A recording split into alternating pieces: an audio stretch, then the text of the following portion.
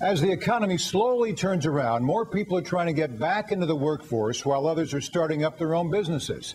It's not easy, especially with tight money and credit. But we can't sit on the sidelines forever. Nell Merlino is my guest tonight. She's the original founder of Take Our Daughters to Work Day, and now she's the CEO of Count Me In. You're offering advice to women who want to grow their businesses. Absolutely. That's better said, easier said than done during these days of still tight money, credit's very tight. Where do you start? Where you start always is with a good idea. Having a good idea and filling a need. People who have businesses that solve problems are the ones that are doing very well. And I work with a lot of women who have created products and services that solve problems for people, so they are able to grow their businesses in this kind of climate. We always hear about entrepreneurs, which means, in a way, people who already have a business, they have money to play with, throw around, or take some risks. For female entrepreneurs, it's not as easy because there are less of them than men. Yes. But what advice do you have for women out there that want to do better in business or even start a business or go beyond that? I think they have to think bigger. Number one, women think small often when they start a business, and we've seen over the years that the bigger you think, the bigger your business is going to get.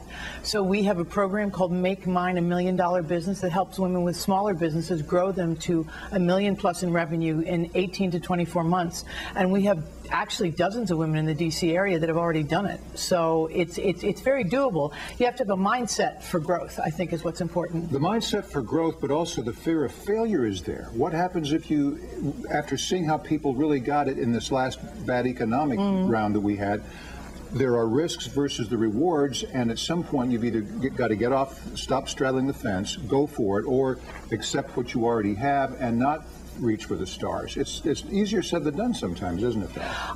It's easier said than done. It does depend on your mindset. If you want to grow and you have something that people want to buy, it can't just be that you want to grow and you think people will like it. You have to have some evidence that people want to buy it. And if they want to buy it, then you have to develop a strategy and get the funding to make it available to that many more people. And we are seeing situations. The SBA is doing some new things. There are opportunities out there for funding. It's harder to get, but if you've got something that people want, you will find the money. You can find the money. It is being loosened up. Women and their credit scores versus men in small businesses. How do women maintain that credit? You've got to be really careful with your credit these days. It is very important that you look at your credit score at least once a year. If there's anything wrong with it that you know isn't something you did, you got to write to them right away and get it corrected. And you've got to guard it like you guard your children. It is very important for all kinds of things, your credit score. So I think if you're not aware of what it is, you need to be, and if you need to improve it, there are all kinds of information. Susie Orman's a great person who can help you figure out how to improve and maintain your credit score. We know Susie, we know Oprah. Who are some women that are doing very well in business that we haven't heard of?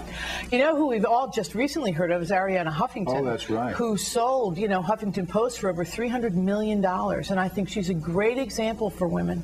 She started out with something small, got a lot of people involved, turned it into something really fabulous that people need and depend on as a source of news and information. And she now is going to be, it sounds like, practically running AOL. It sure does. We've seen her on a lot of TV lately, and I'm happy for anybody who can succeed so well, particularly during these days. Other examples? Other examples? There's a woman in our program. Her name is Leah Brown. When I met her, she was at $100,000. She's now at $20 million, and she helps pharmaceutical companies do drug testing, and she's doing that all over the world now. And that's only been 3 years. So that's Rumba Vacuum. Oh, Rumba Vacuum Cleaners is another great one. That is a woman from the New England area who came up with that wonderful vacuum that vacuums. Only a woman would have come up with a vacuum that does it without you. You just turn it on and it does the vacuuming, by itself.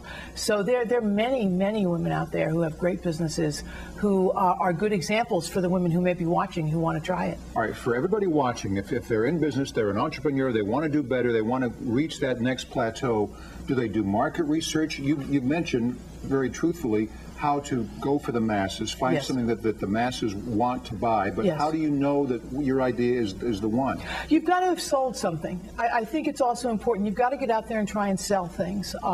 We find that people who've gotten to around $100,000 in revenue are people that have some fairly good idea that they've got something to sell. So start going to, whether it's trade shows or local flea markets or whatever, start seeing if there's a market for your product. Also look it up. See if other people are in that business. Is there a way you can improve it? There's an awful lot of information on the internet, lots of information at trade shows, lots of information at organizations like Count Me In. Go to our website, makemoney1million.org, where you can find out all about different women that have grown businesses and how you can grow yours. Nell Merlino, it's good to have you on the business show tonight. You're having a conference in Denver. We may not be able to make it to Denver, but if you go to makemoney1million.org, we can get the same information. Absolutely, right? absolutely. Good luck to you. Thank you very much. Thank you.